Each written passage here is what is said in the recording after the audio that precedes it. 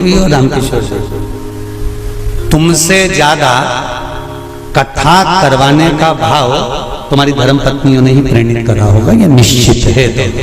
ये हम ये भाव से, क्योंकि पति को सतमार्ग तक लेकर जाना, पति को सतमार्ग की ओर प्रेरित करना। और आज भी कमी नहीं है, सावन का महीना चल रहा है, आज भी जितने लोग आस्था चैनल पर कथा सुन रहे हैं, फेसबुक पर कथा सुन रहे हैं, मेरा विश्वास करता है कि घर की माताएं, घर की धर्म पत्नियां अपने पति से एक बार तो कहती होंगी, सुनो जी सावन का महीना चल रहा है, आज अपनी छुट्टी है, एक काम करते हैं 2 लोटा पानी लेते हैं और ले जाकर समर्पित कर देते हैं। सुनो आज छुट्टी है, एक बेलपत्र बाबा को चढ़ा देते हैं। आज छुट्टी है, एक काम करते हैं, हो सकता है सोमवार के दिन हमको ऑफिस जाना पड़े, हो सकता है सोमवार के दिन हमारा वर्किंग डे रहे, इसलिए काम करते हैं रविवार आ रहा है, शनिवार आ रहा है, कोई छुट्टी का दिन आ रहा है, अपन एक काम करते हैं शंकर का अभिषेक करवा लेते हैं। किसी ब्राह्मण को घर में बुलाएं, शिव जी का अनुष्ठान करवा लें, शंकर का अभिषेक करवा लें, पूजन करवा लेते हैं। एक काम करते हैं, चलो अपन शिव के धाम चलते हैं। ये धर्म पत्नी अपने पति को प्रेरणा देकर कहीं ना कहीं सतमार्ग की ओर जोड़ देती है, उसको धर्म पत्नी कहते हैं। वो तो कहीं कहीं की ऐसी जगदम्बा होती है,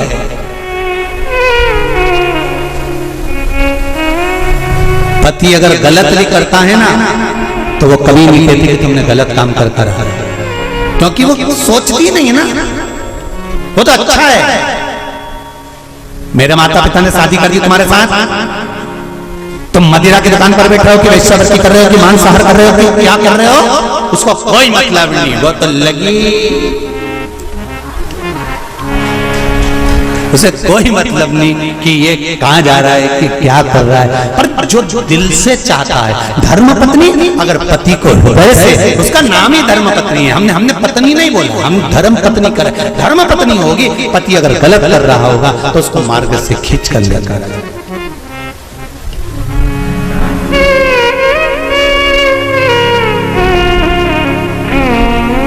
अब देखिए कितना सुंदर संवाद। चौसर खेल रहे थे पांडव चौसर खेल रहे थे। द्रौपदी से पूछा गया, क्यों द्रौपदी, तुम्हारे पति जुआ खेल रहे थे और तुमने उसको मार्ग नहीं दिखाया, सतमार्ग नहीं बताया, तुम धर्म पत्नी हो द्रौपदी, सतियों की गिनती में आता है तुम्हारा नाम, और तुम तुम्हारे पतियों को गलत मार्ग से निकाल कर नहीं लाई। द्रौपदी कहने लगी, मुझे तो मालूम ही नहीं था, पहली बात तो ये कि मैं अंदर केश सुलझा रही थी, जब मेरे केश पकड़ कर खींच कर लाया गया और भरी सभा में लाकर खड़ा करा गया, तब मुझे मालूम पड़ा कि मेरे पति चौसर खेल रहे हैं, जुआ खेल रहे हैं, और मैंने हाथ जोड़कर निवेदन करा, तुम ये क्या कर रहे हो, तुम ये क्या कर रहे हो। आज भी नियम है महाराज, कोई मदिरा पान में डूबा है, कोई वेश्यावृत्ति में डूबा है, कोई मांसाहार में डूबा है, कोई गलत काम में जुए आदि में डूबा हुआ है, तुम छुड़ा कर रह गए कि मत जा, मत कर, तुम छुड़ा कर रह गए। तो शिव महापुराण का एक बड़ा सुंदर भाव वर्णन करा गया हमारा, बड़ा सुंदर महाराज। शमी के 5 पत्ते, बेलपत्री के 5 पत्ते, बेर के 5 पत्ते, क्या क्या चीज है जरा जम के बोलो। शमी के 5 पत्ते, बेर के 5 पत्ते और बेलपत्री के 5 पत्ते। महाराज श्रावण महीने की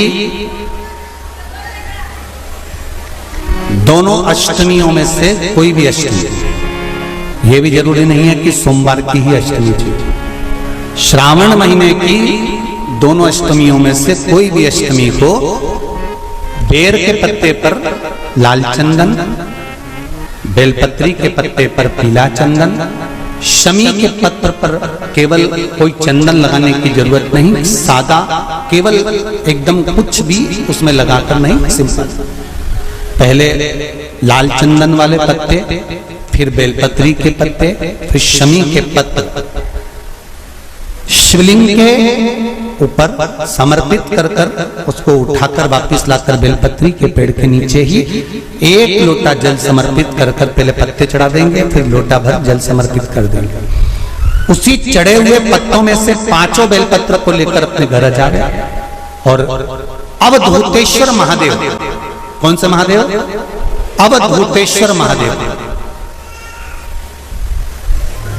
ये अवधूतेश्वर महादेव कौन से हैं? आपको कथा में कई बार वर्णन करा गया है। शंकर भगवान को क्रोध आया, ब्रह्मा जी ने क्रोध को लिया, समुद्र में डाला।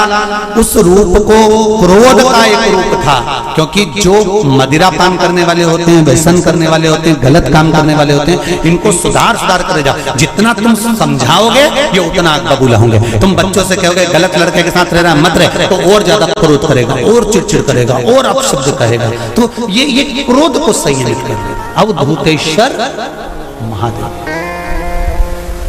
अवधूतेश्वर महादेव का स्मरण कर 5 पत्तों को लेकर आइए।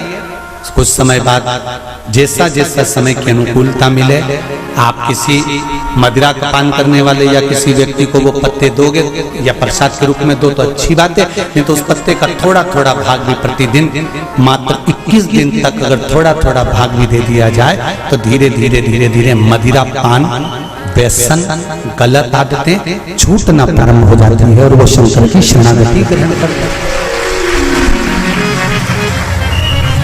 महाराज शिव अर्चना, ये तो अभी अभी लोगों की थोड़ी सी सोच गलत हो गई। ये दुनिया के लोगों को ये तो मालूम नहीं है भगवान शंकर के लिए। हाँ, शंकर भगवान के पास में भांग रहती है, शंकर भगवान के पास में भांग रखी हुई होती है। शंकर भगवान का भांग का श्रृंगार होता है, क्योंकि उसको बूटी के रूप में, औषधि के रूप में लिया जाता है। पर कोई कहे कि शंकर भगवान भांग का नशा करते हैं, तो ये संसार के लोगों को समझा देना कि शिव भांग का नशा, मेरा भोलेनाथ भांग का नशा नहीं करते। शिव नशा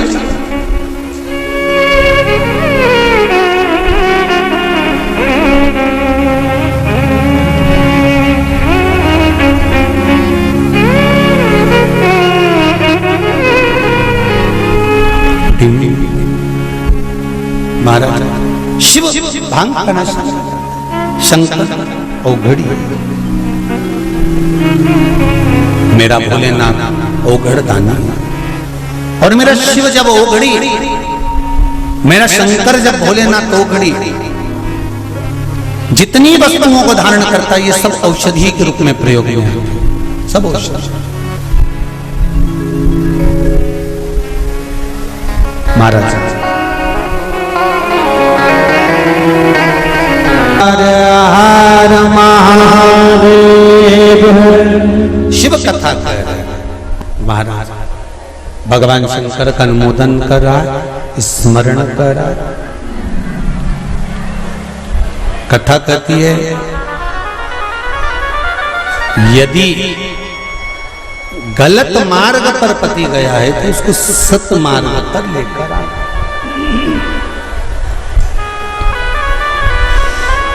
सत मार्ग की ओर लाने का प्रयास कर। चंचुला देवी, आपका पति प्रेत योनि में पड़ा हुआ है और आप कहती हो कि प्रेत योनि में मुझे जाना है, पति के लोक में मुझे जाना है, ये श्रेष्ठ नहीं। गलत मार्ग पर कोई चला गया है तो उसको सत मार्ग पर खींच कर लाने का काम किसका है? जम के बोलो जरा। धर्म पत्नी का है कि अगर पति गलत मार्ग पर चले गया तो उसको खींच कर लिया।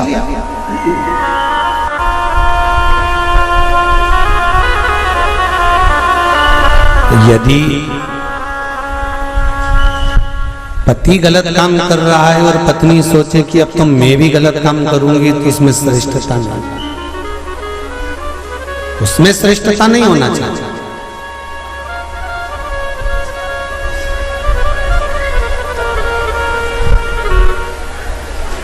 अब मेरे उघड़दानी मेरे भोलेनाथ ने कहा, चंचुला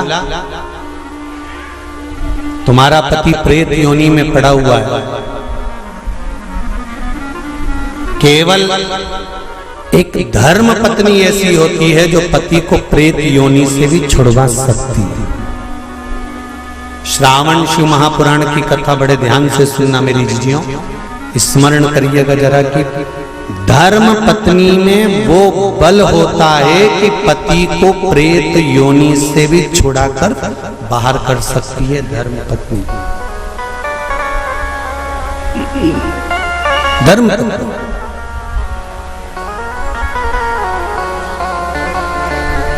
अब चंचुला देवी ने पूछा मैं क्या करूं?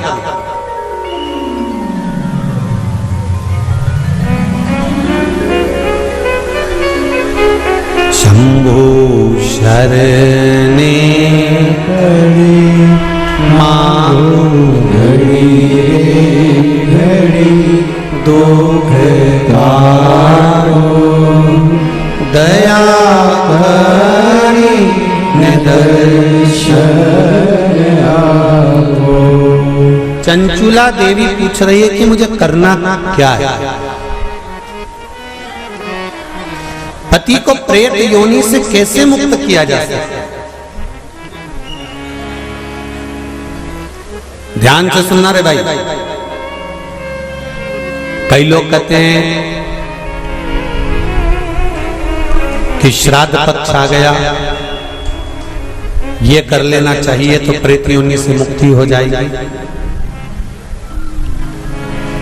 पितरों की शांति के लिए ये कर लेना चाहिए तो पितृ मुक्त हो जाएंगे। पहले तो एक बात अच्छे से समझ लो, पितृ मुक्त नहीं होते, उनकी शांति होती। क्या होती है? जम के बोलो जरा। उनकी शांति होती है। जब आप किसी तीर्थ में स्नान कर रहे हो, जब आप किसी तीर्थ में हो, स्नान कर रहे हो, पुण्य कर रहे हो, सत्कर्म कर रहे हो, भजन कर रहे हो, कीर्तन कर रहे हो, मंत्र जाप कर रहे हो, तो उसका एक अंश, एक भाग हमारे पूर्वजों के खाते में, हमारे पितरों के खाते में जाता है, उनके खाते में पहुंचता है। ये निश्चित है। आपने किसी ब्राह्मण को भोजन कराया, भले अपने पितरों के निमित्त नहीं जिमाया, कोई ब्राह्मण को एक गिलास पानी पिलाया, भले अपने पितरों के निमित्त नहीं पिलाया, पर आपका एक अंश उसके खाते में चला जाएगा। उससे क्या होगा? पितरों की शांति। और समझ लो, गया जी में पिंडदान कर देने से क्या पितृ मुक्त हो जाते हैं? बद्रीनाथ जाकर कपाल क्रिया करने से क्या पितृ मुक्त हो जाते हैं?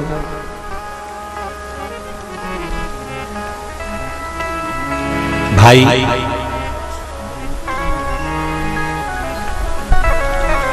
गया जी जाना तो वहां के पंडा जी से पूछना, हम यहाँ पिंडदान कर देंगे तो क्या वो मुक्त हो गए? पंडा जी कहेंगे आप अपने पूर्वजों को गया का पिंड देकर, उनका पिंडदान कर कर आप उनको भगवान विष्णु के चरणारविंद में छोड़ गए। पर आप घर जाना तो घर पर जब जब श्राद्ध पक्ष आए तब ब्राह्मण को भोजन जरूर करो। भले तुम भूख मत देना, कौवे का मत निकालना, पर एक काम जरूर करना कि ब्राह्मण भोज कराना। उससे क्या होगा? 16 श्राद्ध में जब हमारे पितरों को, हमारे पूर्वजों को पितृलोक से छोड़ा जाता है तो वो सबसे पहले जिस घर में रहे होते हैं, जहां उनका पिंड घर में दिया होता है, जहां रहे होते हैं, सबसे पहले वो वहां आते हैं, सबसे पहले वहां आएंगे। और अगर तुमने उनकी तिथि पर, उनके वार पर अगर आपने भोजन करा दिया है तो उनकी मुक्तता नहीं, उनकी शांति हो जाती है।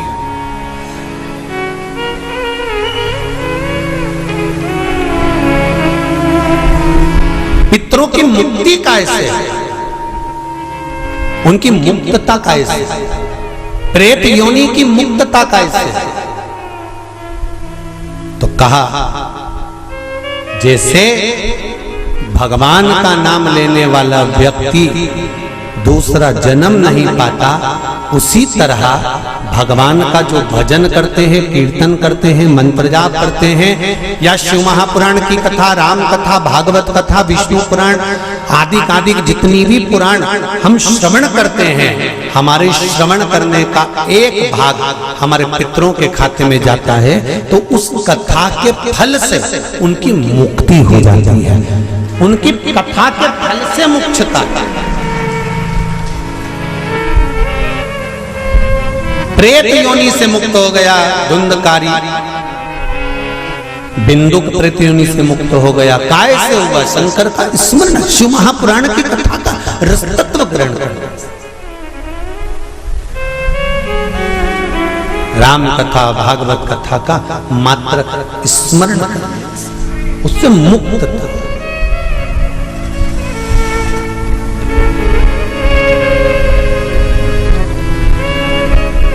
श्राद्ध पक्ष में, चाहे चातुर्मास के अंतर्गत श्रावण का जो महीना चल रहा है, इस श्रावण के महीने में आप जो भगवान शंकर को 2 लोटे से जल चढ़ा रहे हो, 2 लोटे नहीं हो, घर में 2 कलश नहीं हो, तो कलश के ऊपर एक कटोरी भी रख कर लेकर 2 कटोरी से आपने अगर जल समर्पित करा है, इसका एक अंश हम पहले भी कथा में कह कर आए हैं कि आप शंकर भगवान को जब जल चढ़ाते हो, शंकर भगवान को जब जल समर्पित करते हो, उसका एक अंश घर में रहने वाले प्रत्येक मनुष्य के, प्रत्येक जीव के खाते में चला जाए। सारी समस्या का हल, जम के बोलो जरा, 1 लोटा जल, ये सारी समस्या का। भगवान शिव कह रहे हैं, चंचुला तुम प्रेत योनि में मत जाओ, अपने पति को प्रेत योनि से खींचकर कैलाश धाम लेकर आ जाओ। इसको धर्म पत्नी कहते हैं, जो पति से कह दे कि तुम गलत काम कर रहे हो, ठीक है वो अपनी जगह पर धर्म पत्नी का फर्ज है कि वो गलत काम करने वाले पति को भी धर्म का पथ निश्चित करे, धर्म का काम।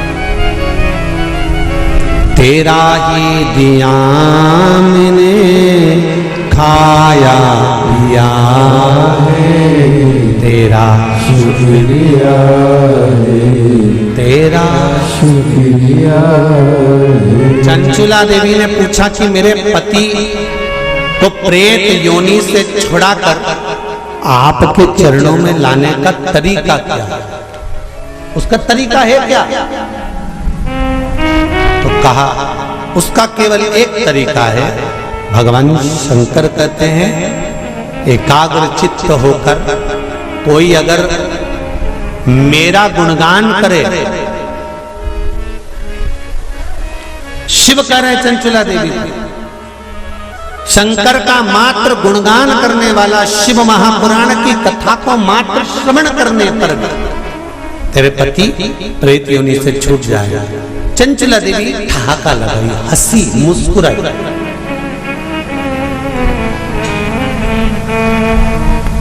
हंसी चंचुला देवी।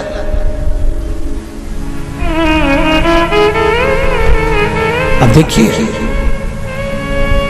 कोई व्यक्ति समझा रहा है, आपकी सास बहू को समझा रही है, और बहू सिर पर पल्लू लेके न ठाका लगाकर खूब जोर जोर से हंसे, तो ईमानदारी से बोलो, सास को गुस्सा नहीं आएगा?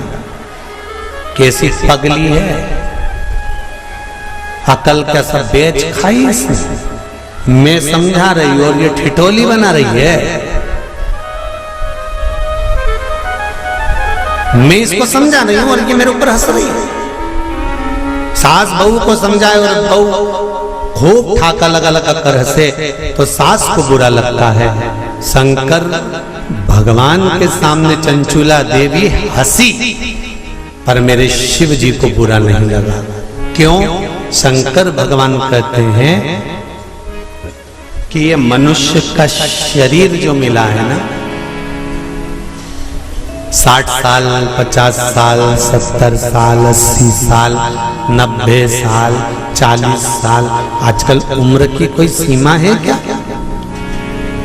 100 वाले, 90 वाले तो बहुत कम मिलेंगे साहब। जितने भी मिलेंगे आप कहीं पर भी सूचना पाओगे 65 का था, 70 का था, 72 का था, 80 की तो बॉर्डर कबड्डी जैसे छू के आता है कहीं कहीं के।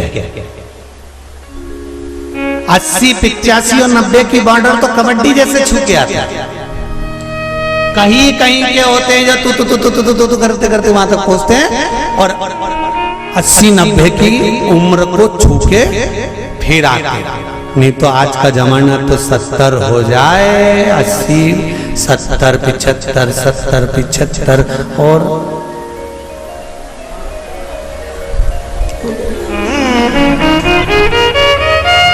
और बीच में कोरोना जैसा आ गया तो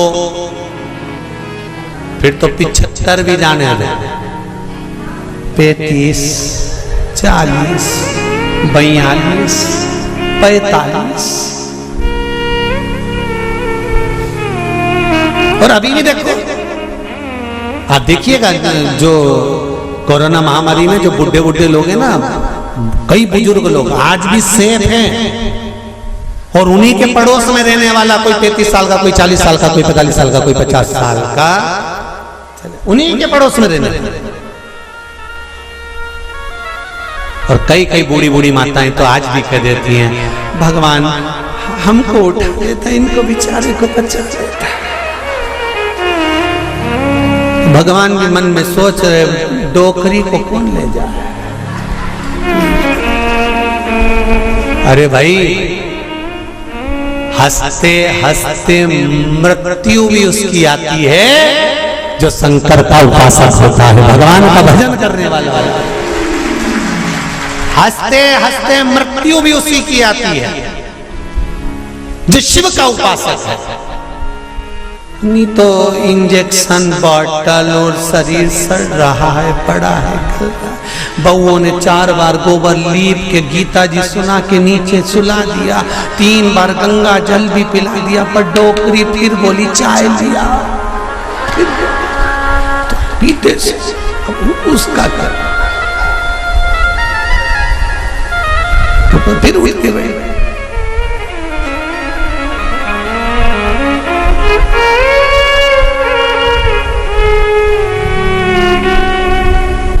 अरे भाई, तुमको अगर बगीचे का सबसे सुंदर फूल पसंद है, तुम एक से बढ़कर एक बगीचे में गए पर फूल वही तोड़ते हो जो तुम्हें पसंद आता है। मेरा महादेव संसार में से उसी को उठाता है जो महादेव को पसंद आता है। ये शिव है जो महादेव को पसंद आता है, नहीं उठाएगा जब तक तुम चाहे गीता जी सुना दो, चाहे गंगा जल पिला दो, चाहे किसी महाराज से पूछ कर कितना भी दान करा दो। हमने गाय दान कर दी, पंडित जी को बुला के गाय भी दिलवा दी, एकादशी भी छोड़ दी, पर ये नहीं छूटी।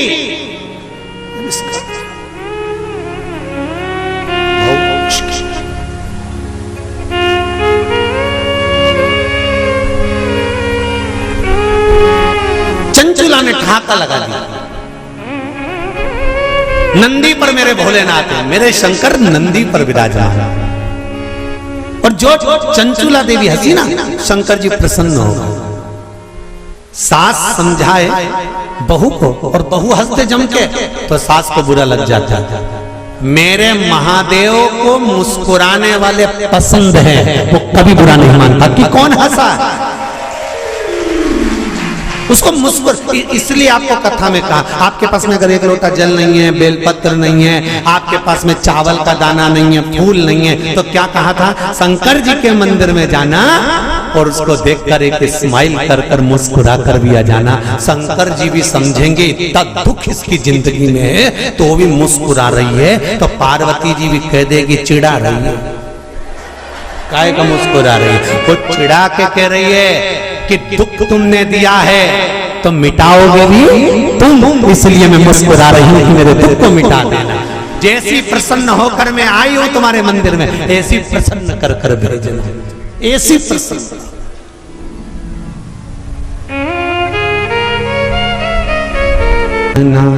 दर्शन गुरु के, शिव रूपी गुरु मिल जाए तो दर्शन। होठों पे शिव जी का नाम लिखना, मेरे हृदय अंदर सतगुरु का प्यार लेके। इन शब्दों में मेरे गुरु शिव रूपी गुरु का नाम, शंकर का नाम, इससे ज्यादा मुझे कुछ नहीं चाहिए, इससे ज्यादा मुझे कुछ नहीं चाहिए। चंचुला देवी हंस ली, मुस्कुराई, ठाका लगाया, शंकर जी को पसंद आया। अब और अच्छी बात सुन लो, बहुत अच्छी बात है, श्रावण से महापुराण में मिली है। वो तो ये दोनों जजमान थोड़े दमदार अच्छे मिले हैं ना, तो कथा का भी एक आनंद श्रावण के महीने में मिल रहा है। जरा देखिए, जरा सुनिएगा। सारे राक्षसों की कथा निकाल लो तुम आज घर पे जाकर, रावण को निकालना। जब जब राम के सामने आता था तो ठाका लगाता था कि नहीं लगाता था? बोलो जम के सही है कि गलत है? कंस कृष्ण भगवान के सामने आता था तो ठाका लगाता था कि नहीं लगाता था? जाने दो। पूतना, तृणावत, अघासुर, बकासुर, इनको भी, और जितने जितने जितने जितने तुम राक्षस निकाल सकते हो, तारकासुर, भस्मासुर, रावण, ये जितने जितने असुर हुए इन सब को देख लो, भस्मासुर, ये सब। और भी तुम जितने सीरियल निकाल सकते हो, नाटक, उनमें देखना। देवी मैया रक्त बीज को मारने जा रही है, रक्त बीज हंसर।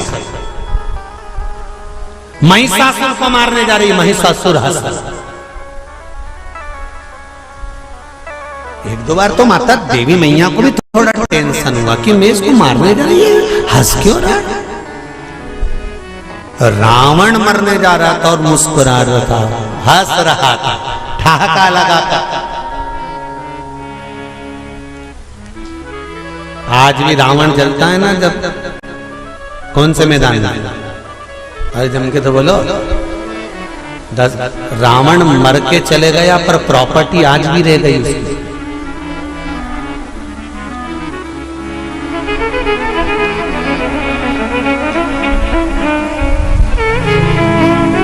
रावण चला गया था पर पूरे भारत में प्रॉपर्टी आज भी रावण के नाम से है। तुम्हारे जिस जिस नगर से तुम आए हो वहां पे आज भी मैदान का नाम, जरा जम के बोलो, दशहरा मैदान।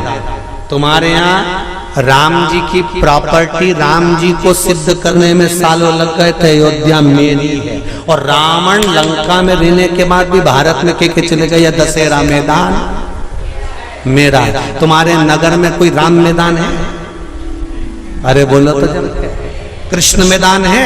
नहीं, पर पूरे भारत की भूमि पर हर गांव नगर शहर में एक मैदान जरूर मिले, दशहरा मैदान। इसलिए तो रावण हंसता था, मुस्कुराता, प्रसन्न होता, आनंदित होता।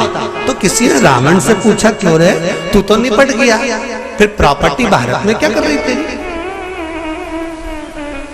रावण जहां जले उसका नाम दशहरा मैदान। राम जी का आज तक कोई मैदान नहीं कि राम मैदान, दशहरा।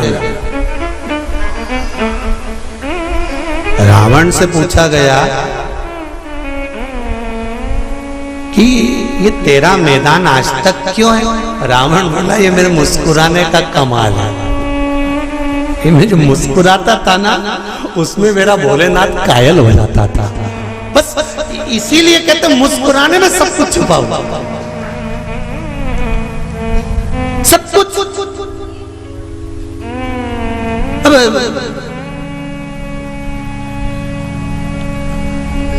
पहले हमारी आदत थी, हम सीहोर में अगर कोई शांत भी हो जाता था तो उनके यहाँ जाते थे, तो उनकी बहुएं रोती थी ना, तो वो हमको देख के चुप हो जाती थी। उनको मालूम है अगली कथा में बोल देगा, तो बहुएं चुप हो जाती थी हमको देख के। उनकी डिजाइन नहीं तो कई बहुएं ऐसी अल्लाह अल्लाह के रोती थी, सांस मर जाए तो खूब अल्लाह अल्लाह के रोए, ऐसी रोए। तो मन में बाद में तो आता ही था कि बताओ, हमको काकी मिली थी और पहले कह रही थी कि मैंने 3 दिन से इनसे कह रही कि मेरे को गर्म चाय दे दिया करो। जब बेटों की चाय बनती है तब मुझे चाय देने आती है, तब तक चाय भी नहीं देती, और आज अल्लाह अल्लाह के रो रही हमारी अम्मा मर गई। तो बोलो याद आएगी कि नहीं आएगी? तो अब रोने से कौन सा फायदा है? इसीलिए निवेदन है, 25 लाख की गाड़ी में बैठने वाले भी एक दिन 25 रुपए के लोटे में भर के गंगा जी चले जाता था।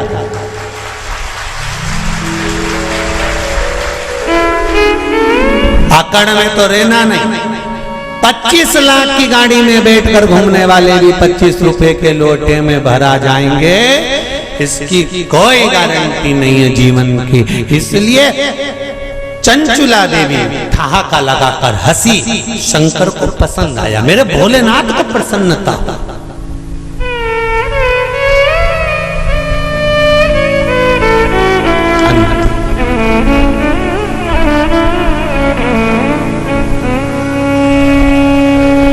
मृत्यु की घड़ी में मौत तुम्हारे सामने खड़ी है और तुम्हारे चेहरे पर स्माइल होगी ना, तो यमराज भी टेंशन में आ जाएगा कि ये हंस क्यों रही है। तुम रास्ते से निकल कर जाओ, एक प्रैक्टिकल छोटा सा करके देखना, तुम रास्ते से निकल कर जाओ, जाते जाते जाते जाते थोड़ा सा मुस्कुराकर चले जाओ, तो 4-6 दुकान वाले टेंशन में रहेंगे। बोलो सही है कि गलत है? 4-6 दुकान वाले टेंशन में रहेंगे, हंसा क्यों, ये हंसा क्यों, ये हंसी क्यों, क्या काम है? मृत्यु की सैया पर प्राण छूट रहे और तुम्हारे मुस्कुराहट है, और मुस्कुराहट किस चीज की है? अंत समय प्रभु आना पड़ेगा, वचन दिया तो निभाना पड़ेगा, आए ना आए प्रभु कुटुंब कबीला, अंत समय भोले आना पड़ेगा। कोई आए ना आए, अंत समय पर मेरा महादेव आए, अंत समय पर।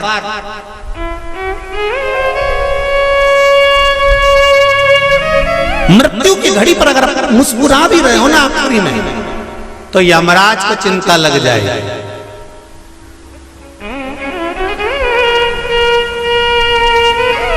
और सरल समझ लो, लिफाफा देने स्टेज पे चढ़े दूल्हा दुल्हन को, और उन दोनों को देख के एकदम जम के हंसते, दोनों टेंशन में आ जाए। दो पत्नी पति से कहे,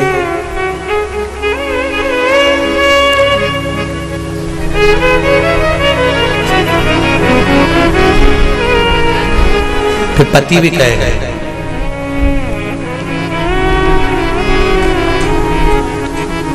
फिर धीरे से काना फूसी होगी, ये हंसा क्यों?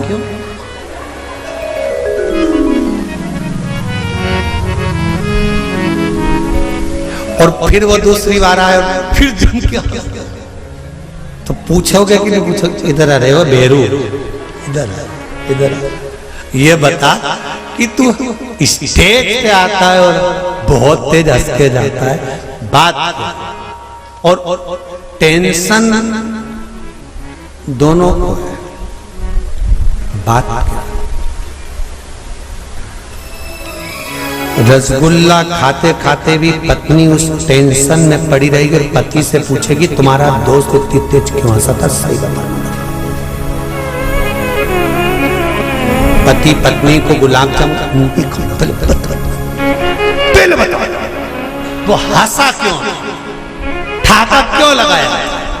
अंत समय में अगर चेहरे पर प्राण छूटते समय भी मुस्कुराहट होगी तो यमराज भी शंकर जी के पास जाकर पूछेगा कि इस मुस्कुराहट का कारण क्या है। शंकर जी कह देंगे ये मेरा भक्त है, मुस्कुराता रहता, इसके चेहरे पर स्माइल है, ये मुस्कुराता रहता। मृत्यु तो आना है, निश्चित है, पर मौत में भी जो प्रसन्न रहे वो संत, वो साधु, वो सन्यासी, वो तपस्वी ही हो सकता है। अंत समय